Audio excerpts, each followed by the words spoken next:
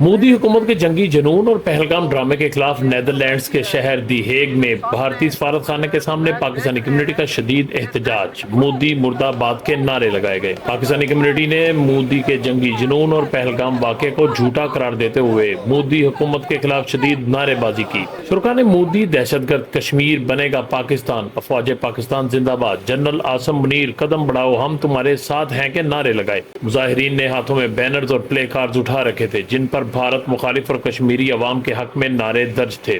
E U پاک friendship federation Europe کے chairman doctor Chaudhry Pervez Iqbal لوثر نے احتجاج سے خطاب کرتے ہوئے کہا کہ بھارت کی مودی سرکار جھوٹ اور فریب کے سہارے دنیا کو گمراہ نہیں کر سکتی۔ ہم افواج پاکستان اور قیادت کے ساتھ کھڑے ہیں جو بھارت کی ہر جارحیت کا منہ توڑ جواب دینے کی صلاحیت رکھتے ہیں۔